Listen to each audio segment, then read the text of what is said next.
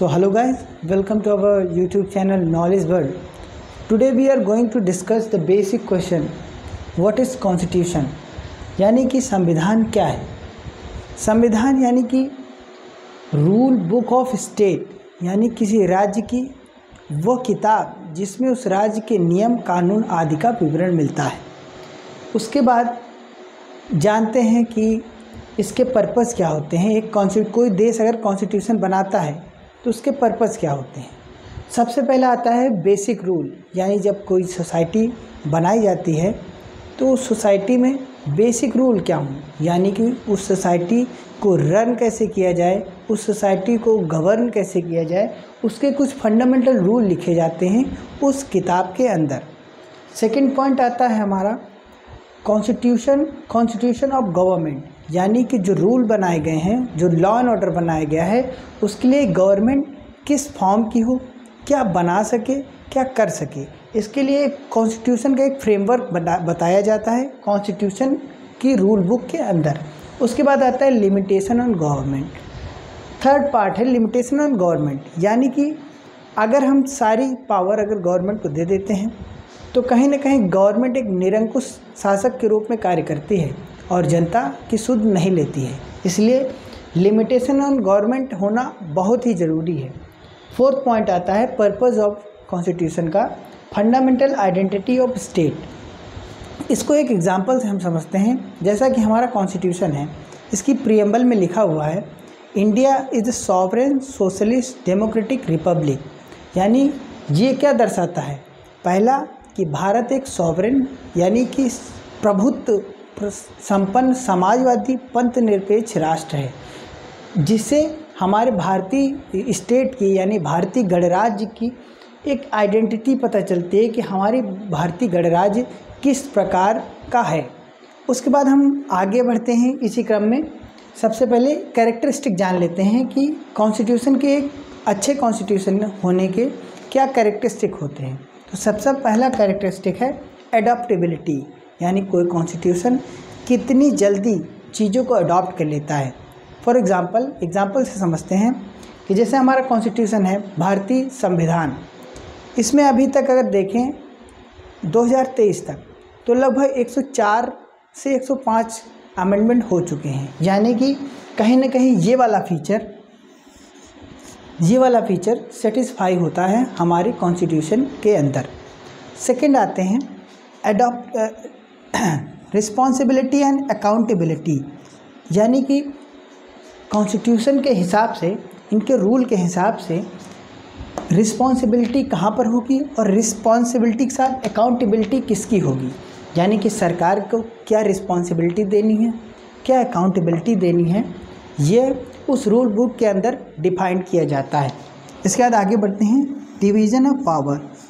Division of power बहुत ही ज़रूरी component है, क्योंकि अगर डिवीज़न ऑफ पावर नहीं होगा तो कहीं ना कहीं पावर सक्सेशन चालू हो जाएगा, यानी पावर के लिए दौड़ चालू हो जाएगी और हमारा स्टेट जो है वो कोलैप्स हो सकता है। इसलिए डिवीज़न ऑफ पावर बहुत ही ज़रूरी है। यानी कैसे कर सकते हैं, तो हमारे भारतीय कॉन्स्टिट्यूशन में 3 प्रकार से पावर ऑफ डिवीज़न दिया गया है, जिसको चेक एंड बैलेंस का नाम दिया गया है। इसमें हम जुडिशरी, एग्जीक्यूटिव और लेजिस्लेचर को अलग अलग बांटते हैं और इनकी पावर का विभाजन करते हैं। उसके बाद आता है रिप्रेजेंटेशन ऑफ पीपल। कैरेक्टरिस्टिक बहुत ही महत्वपूर्ण है, क्योंकि रिप्रेजेंटेशन ऑफ पीपल नहीं होगा किसी स्टेट में तो उस स्टेट का बेसिक नेचर क्या है हम नहीं समझ सकते हैं, उस स्टेट की डिमांड क्या है ये हम नहीं समझ सकते हैं। इसलिए रिप्रेजेंटेशन ऑफ पीपल का होना बहुत ही आवश्यक है।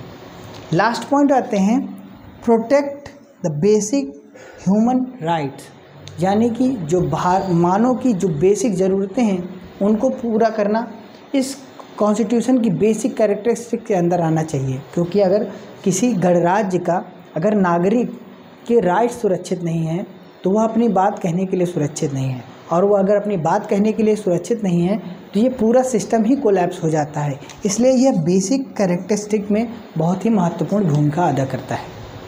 इसके बाद अगला पॉइंट आता है कि हमारा कॉन्स्टिट्यूशन कितने प्रकार का हो सकता है, यानी types of constitution.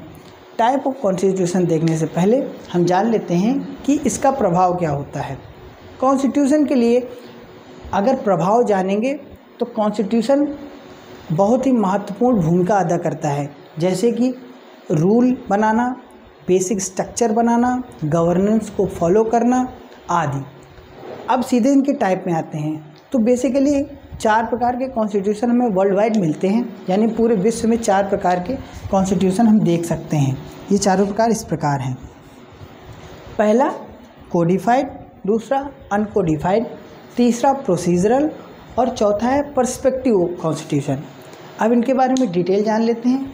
Codified constitution के अंदर एक लिखित डॉक्यूमेंट होता है जिसमें किसी देश या स्टेट के बेसिक रूल स्ट्रक्चर लिखा होता है कि इस प्रकार यह देश गवर्न होगा, इस प्रकार कोई देश कार्य करेगा। जैसे कि हमारा इंडियन कॉन्स्टिट्यूशन के अंदर किस प्रकार गवर्नमेंट कार्य करेगी, किस प्रकार चीज़ें होंगी, ये सारी चीज़ें कोडिफाइड डॉक्यूमेंट के अंदर दी जाती हैं। उसे हम कॉन्स्टिट्यूशन, रिटन कॉन्स्टिट्यूशन कहते हैं। इसके बाद इंडिया के साथ इसमें यूएसए भी आता है और कई राज्य आते हैं। उसके बाद अनकोडिफाइड